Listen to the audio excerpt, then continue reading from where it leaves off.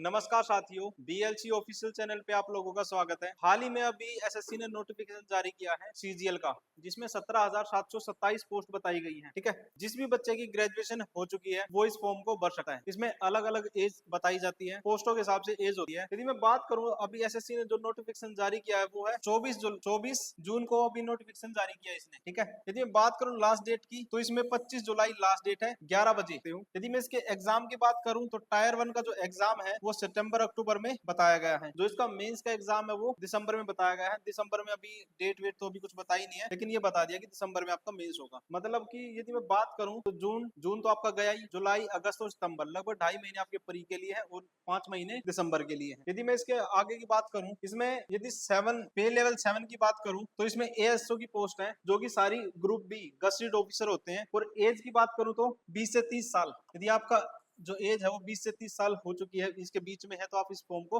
भर सकते हैं। इसमें ग्रुप सी की भी पोस्ट आती है, इनकम टैक्स इंस्पेक्टर, सीबीडीटी। सबसे ज्यादा तो मारामारी इसी के लिए रहती है बच्चों की।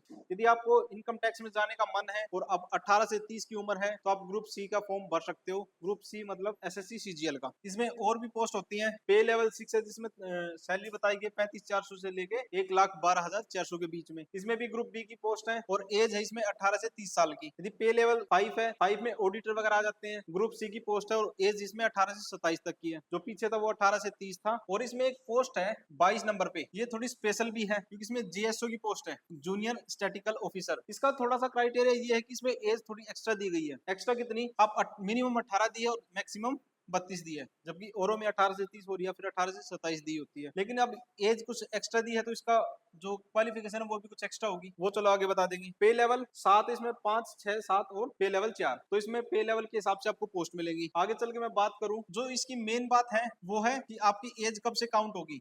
जो एज काउंट होगी वो 1 अगस्त से काउंट होगी। जिसकी भी एज 1 अगस्त से देखेंगे कि 1 अगस्त को वो कितने साल का है। 18 से 27 के बीच होना चाहिए। यदि मैं बात करूं तो 20 से 30, 18 से 30 और 18 से 32 सारी जो एज है वो काउंट होंगी 1 अगस्त से। और यदि आपने ग्रेजुएशन कर ली होगी और नहीं करी है तो जिसकी लास्ट ईयर पेंडिंग है वो 1 अगस्त से पहले आपके ग्रेजुएशन का रिजल्ट आ जाना चाहिए, तभी आप एलिजिबल हैं। और इसमें आगे बात करें, अभी मैंने बताया था जीएसओ के बारे में। इसने कहा कि बैचलर जो डिग्री है वो किसी भी यूनिवर्सिटी से हो, कोई दिक्कत नहीं है, लेकिन 60% मार्क्स होनी चाहिए 12th में। या तो आपको 60% होनी चाहिए, या फिर इसने कंडीशन दे रखी है। कंडीशन क्या है कि बैचलर डिग्री होनी चाहिए एनी सब्जेक्ट, कोई भी सब्जेक्ट, इसमें एक स्टैटिक्स होना चाहिए। यदि आपका पूरी ग्रेजुएशन में किसी भी सेमेस्टर में एक सब्जेक्ट स्टैटिक्स का है तब भी आप जीएसओ की पोस्ट भर सकते हो।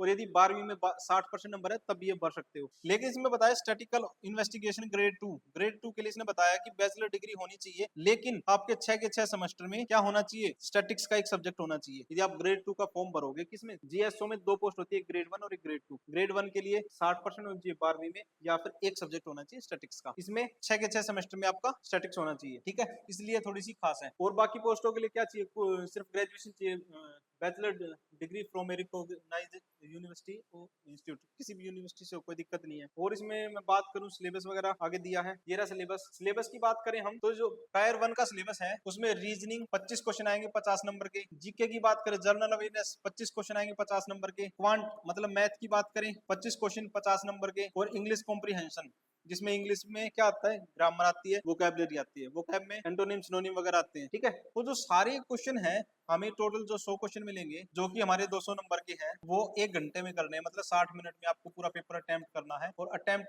करने के बाद आपके मैक्सिमम आपकी जो प्रीवियस ईयर कट ऑफ है उससे ज्यादा होनी चाहिए। मतलब आप उस हिसाब से तैयारी करोगे तभी जाके आप इसमें क्वालिफाई कर सकते हो। यदि मैं बात करूं जो टायर 2 है, टायर 2 में पेपर 1 2 पेपर होंगे। पेपर 1 में कहा है कि मॉड्यूल 1 में मैथ होगा, मॉड्यूल 2 में रीजनिंग होगी। यदि मैं इसके क्वेश्चन की बात करूं तो 30 क्वेश्चन मैथ के और 30 क्वेश्चन किससे क्या आएंगे, रीजनिंग के। जिसमें टायर 1 में तो एक क्वेश्चन 2 नंबर का होता है, जबकि टायर 2 में एक क्वेश्चन 3 नंबर का होगा। 3 के हिसाब से आपको 180 नंबर का पेपर होगा, किसका, मॉड्यूल 1 में मैथ और रीजनिंग का। यदि मैं मॉड्यूल 2 की बात करूं तो मॉड्यूल 2 में होगा इंग्लिश और जीके। इंग्लिश की बात करूं तो 45 क्वेश्चन होंगे और जीके की बात करूं तो 25 क्वेश्चन होंगे। मतलब यहाँ जीके की वेटेज भी मेंस में बढ़ गई है। ठीक है, पहले तो प्री और मेंस में इंग्लिश और मैथ का होता था, लेकिन अभी पिछले 2-3 साल से एसएससी ने बदलाव कर दिया है। पेपर जो मेंस का पेपर है उसमें इंग्लिश और जीके की वेटेज बढ़ा दी है। तो सिलेक्शन के लिए आपको जीके पढ़ते रहना पड़ेगा, जीके की अभी वेटेज कम नहीं कर सकते। तो यहाँ मैं बात करूं तो ये 210 नंबर की होगी, जबकि मैथ और रीजनिंग की बात करें तो 180 नंबर का होगा। अब टोटल की बात कर लेते हैं, लेकिन टोटल से पहले मैं एक और बात बता दूं, इसमें एक मेन हिस्सा जो है वो कंप्यूटर का क्वेश्चन आएंगे, 20 क्वेश्चन आएंगे जो कि 60 नंबर के होंगे।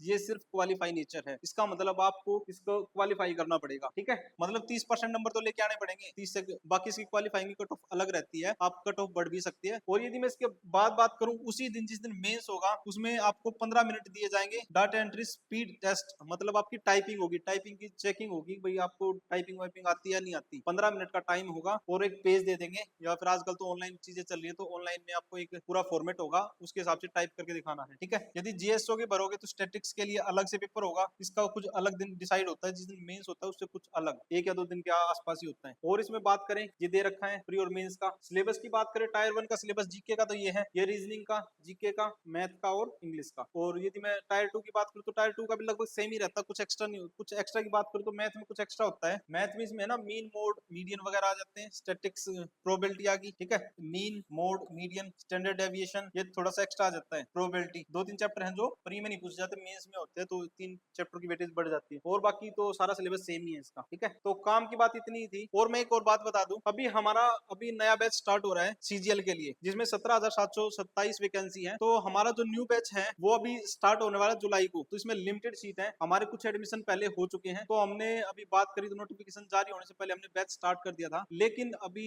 नोटिफिकेशन जारी होगा, 2.5 महीने का टाइम है, तो इसको सिर्फ टारगेट बैच बनाते हुए हमने दोबारा इसको रीओपन किया है। तो जो भी बच्चा एडमिशन लेना चाहता है तो हमारे जो कॉन्टेक्ट नंबर है इस पे या तो व्हाट्सअप कर लो या कॉल करके पूछ सकते हो, इंक्वायरी ले सकते हो, ठीक है। तो और भी कोई डाउट हो तो आप करके कमेंट कर दो। तो एक और बात बता दूं इसी में, अभी कल ही एसएससी ने सीएचएसएल के एडमिट कार्ड जारी किए हैं। एसएससी अभी मेहरबान है, जैसे ही लोकसभा का रिजल्ट आया तो सरकारें भी ये चाह रही है कि बच्चों को जल्दी जल्दी नौकरियां दे दी जाए, ठीक है। तो अपना पढ़ाई करते रहो और अपने जल्दी से नौकरी ले लो। अभी सरकार ने जैसे अभी रेलवे में भी ज्यादा वैकेंसी, पहले 4,000 थी, अभी 8,000 कर दिया लोको पायलट की। तो सरकारें तो बदलती रहेंगी, लेकिन आपको बेरोजगारी से दूर होने के लिए आपको तैयारी तो करनी पड़ेगी। तो मैं बता दूं, हमारा दोबारा बता देता हूँ, 1 जुलाई से बैच स्टार्ट है और ये टारगेटेड बैच है, तो जल्दी से आके इसको ज्वाइन करो। Thank you.